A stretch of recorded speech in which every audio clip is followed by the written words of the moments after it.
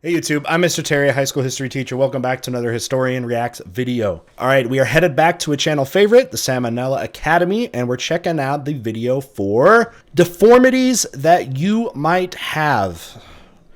Alright, deformities I might have is something else I don't want to be worried about with my health. I guess we'll see if I have them though. Real quick though, gotta shout out our sponsor.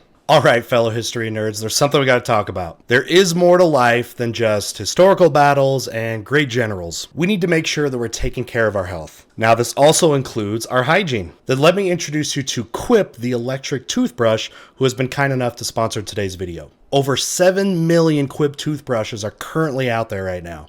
Quip toothbrushes have timed sonic vibrations that go off every 30 seconds to help you get to that 2 minutes that dentists recommend that you spend brushing. Quip also has anti-cavity toothpaste, gum, floss, and mouthwash to help keep your mouth clean. In addition to the brush heads, Quip is also going to send you fresh floss, toothpaste, mouthwash, and gum refills every 3 months, starting at $5. Shipping is free, so you can save money and skip the hassle of going in-store shopping. Right now, if you go to getquip.com/Mr. Terry, your first refill is going to be free. That's your first refill free at getquip.com/Mr. Terry. It's spelled getquip.com/Mr. Terry. All right, thanks again to Quip, the Good Habits Company. All right, let's get started with the video.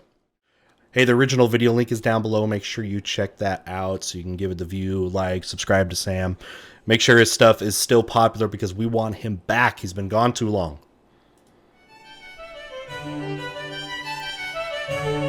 Hey, kids. Hey kids, guess what? You What? could be a freak of nature and not even know it. Ooh.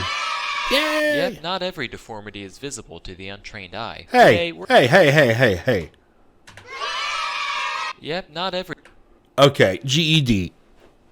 We have to praise the people that do GEDs, otherwise people will never go get one. It's basically an equivalent to a high school diploma that you get later in life. Maybe you had to drop out, maybe you didn't have school opportunities. Don't diss on the GEDs. They are important to history.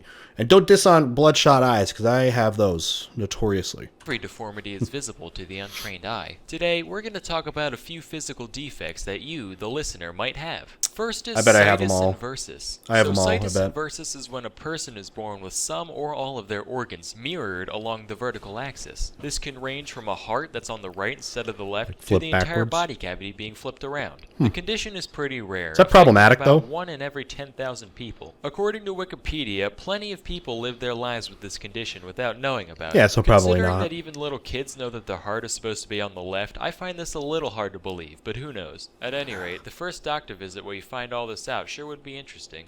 Okay, so I'm guessing it's not really that problematic, but it would be weird if you had to have like an emergency surgery that didn't have like an MRI or something, or anything to look at you internally, and they cut open. They're like, wait, your heart is over here. What the heck? That'd probably be problematic. All right, what's it like when you first hear about it? Whoa, I think your testicles are on backwards. What? Hold on. Maybe I'm just holding them weird. Let me just... They're mirrored? Yeah, they're definitely on backwards. I don't follow. It's not that hard a concept. The left one's on the right and the right one's on the left. That's all. Okay. Does that mean anything? Well, I mean, I wouldn't want to be the guy with the backwards nutsack, but that's just me. What do you mean? Just, kind of weird, isn't it? What is weird about it? How are they different? Can you see it? Can you feel it? Is it dangerous? Look, I'm a doctor, not a cosmetologist, alright? Next is bell clapper deformity. That's what Sam goes This is a to. condition that affects 1 out of every 125 males. If you're a So guy? in a normal nutsack, the nuts are anchored to the sack. All right, Sam.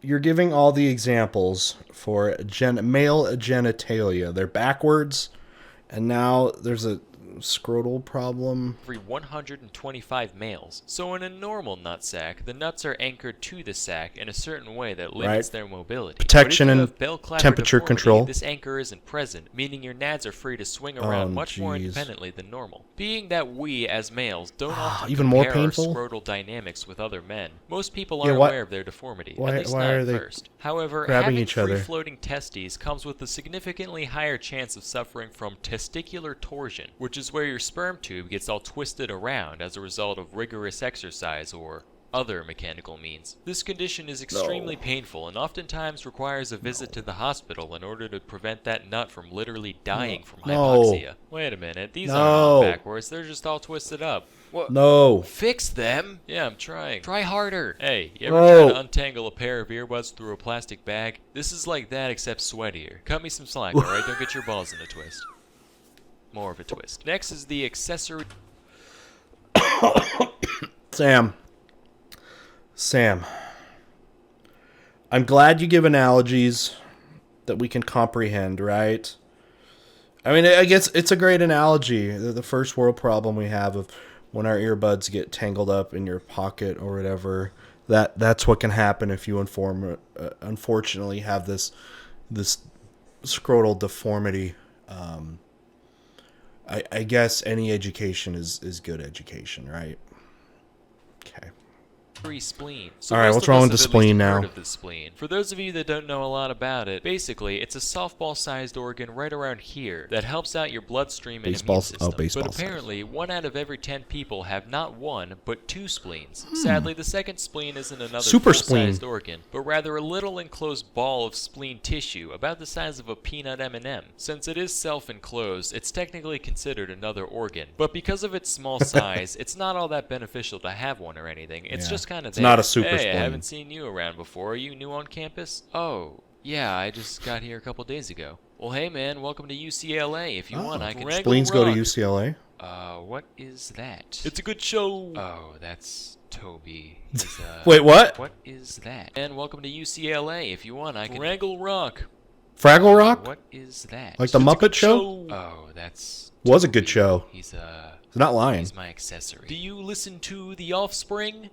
Heck yeah. Is it talking to me? Legends. Do you listen to The Offspring?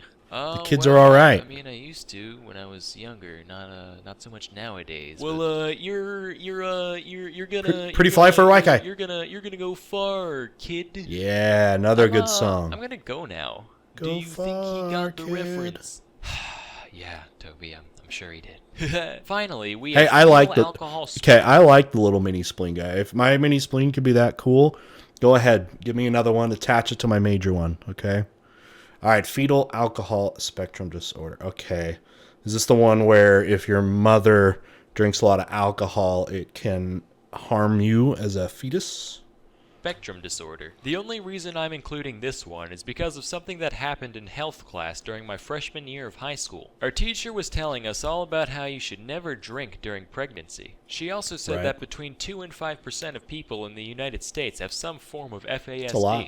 Then she goes, looking around the room, I do see a couple people that have the distinguishing facial features. Not gonna name names, of course. No. And then she just continued on with her lesson as if she didn't just drop a huge bombshell on all of us. So needless to say, this scared the shit out of me. Cause although I consider myself a little bit on the intellectual side, for all I know, I could have been lined up to be the next Einstein, and then my would-be genius brain just got Jaeger bombed into a merely above average one. So as soon as I got...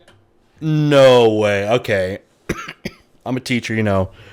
I can't imagine that being able to come out. And that's not like a slip. That's not just like a little slip, right? Okay, so you're the health teacher and you're learning about this. Yeah, fetal alcohol syndrome. Let's see. It's average about 5% of people. Yeah, that looks about right. Yeah, that looks about right for our class. Dude, yeah, you dropped that bomb, kids. Wait, what? Wait, what are the things? This is what they're saying. Small head, epicanthal folds, flat midface, smooth philtrum, low nasal bridge, small eye opening, short nose, thin lip. They're like, wait, that one. What do you think it is? Is it that one? That one. No. That one over there. Hey, it's that. I think he has it. He has it. Or if you look around, you'd be looking around and be like, oh, nobody has it. But I have a thin lip. Which is actually true. I'm the one.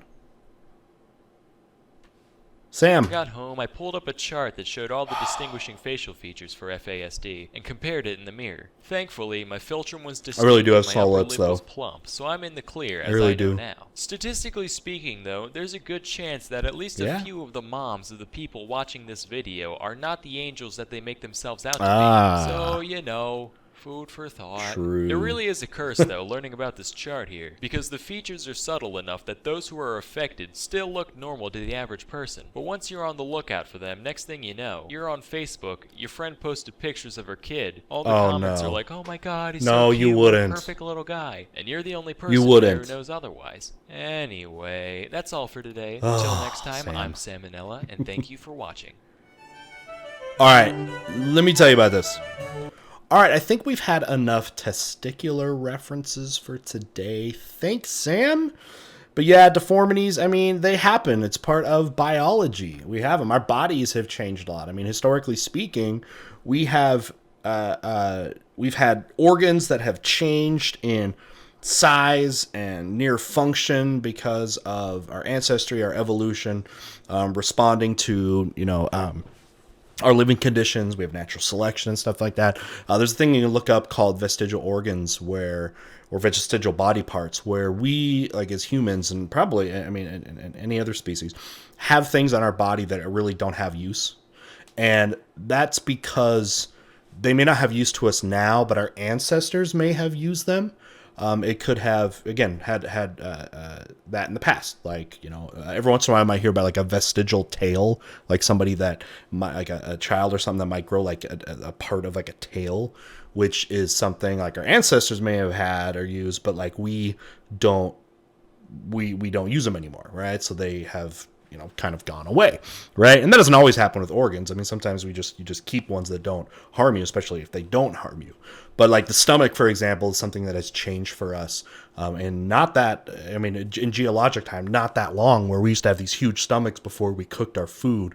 And then once we used fire to cook our foods, our stomachs became smaller, which allowed developmental growth of other organs, like our brains growing. And that gave us increased capacity and things like that. But again, I'm not a biologist or a doctor, but that's some of the things that historically have kind of gone down. But we'll see what happens to us in the future.